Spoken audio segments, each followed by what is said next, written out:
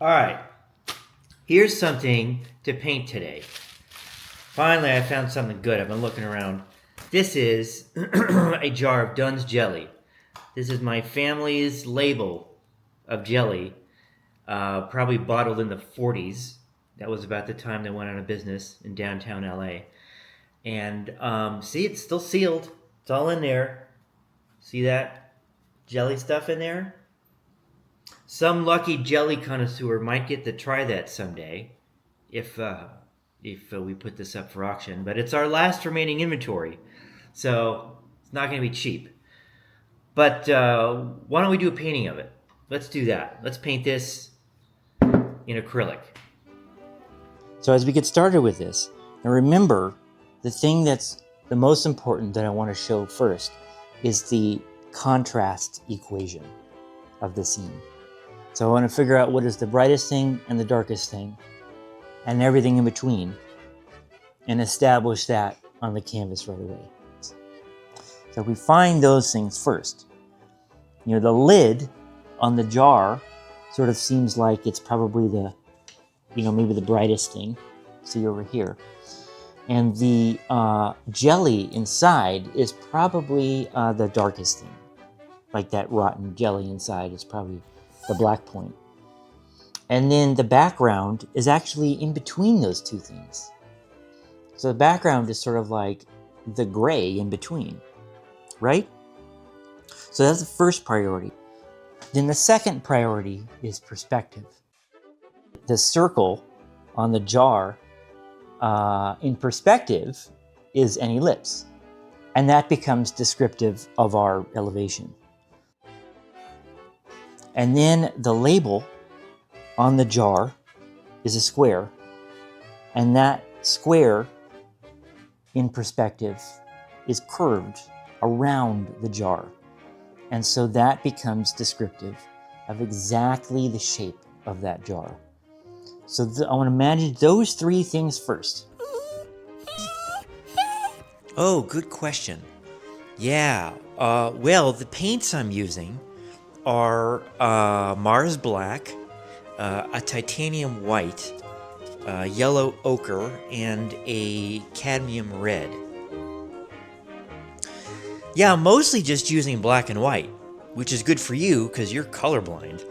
But there's also a little bit of cerulean blue I'm using too to make this green. And I'm painting this onto a canvas board. This is a 5x7 canvas board, and I treated it yesterday with gesso. I didn't film it though, but trust me. Another good question. The brush I'm using is a flat brush right here. I like the flat brush because you can rotate it into any direction and get different kinds of shapes out of it. It's really different than working with a digital brush. If you're used to working digitally, you're used to brushes that don't really deform in any kind of chaotic way. But a brush like this, depending on how I hold it and how it contacts with the page, it's going to bend and distort and fan out and squish and do all these things to change its shape into all these different orientations. Digital can't do that. So this is really one case where I can say that there's a lot more to be expressed with an analog brush than with a digital one. Whenever I get to lettering, I just like to sort of paint it anonymously, as if I don't know what it says.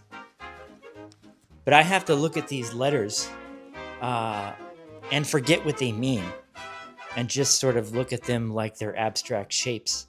And that's the way I like to paint them.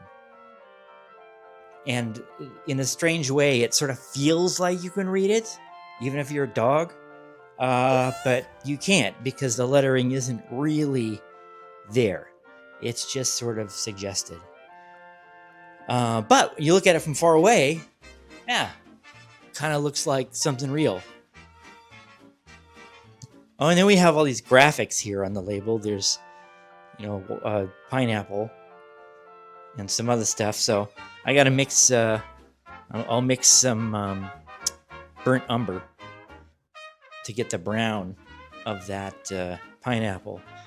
And then for the green, I'll mix the cadmium red and a cerulean blue. That'll give me kind of a light green. And then, you know, the peaches are just a little bit of cadmium yellow and cadmium red, and that gives us the peach color. And boom, there we go. What do you think?